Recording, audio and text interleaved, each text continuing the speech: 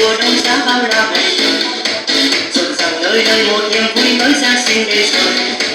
Từng ngày nắng xanh tuyết rơi trên tay, quả cầu lông lan màu sắc vàng son, bọn trẻ bóng tham gia Noel tối nay mang cho quà.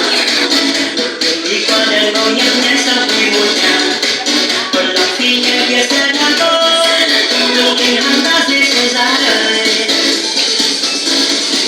Chuông vang ngân vang từng hồi con ngông, nhìn tia che đó xinh đẹp đẹp cùng người đôi con chen chen chen lắm nhộn nhịp vòng quanh, mọi người mừng vui chúc nhau ăn lành Merry Christmas.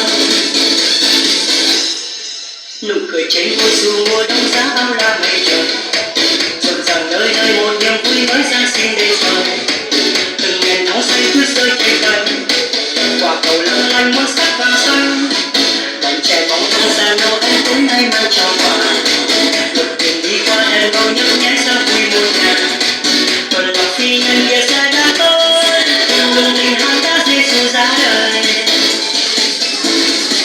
Chuông vang ngân vang từng hồi con ngông, nhìn tia che thơ xinh như thuyền cùng người đôi con chen chen chen lắm nhộn nhịp vòng quanh, mọi người mừng vui chúc nhau ăn lành Merry Christmas.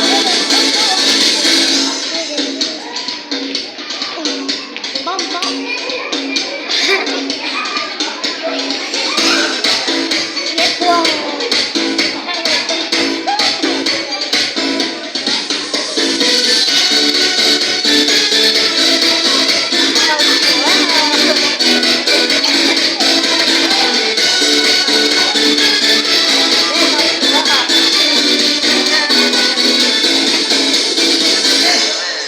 Nụ cười trên môi dù mùa đông giá bao la mây trời rộn ràng nơi đây một niềm vui mới Giáng sinh đến rồi.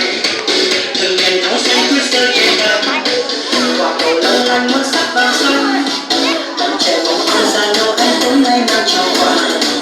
Một đường đi qua đèn màu nhấp nháy sao vui muôn nhà, còn lòng phi nhân kia sẽ đã tối, đường tình hắn đã Giêsu ra đời.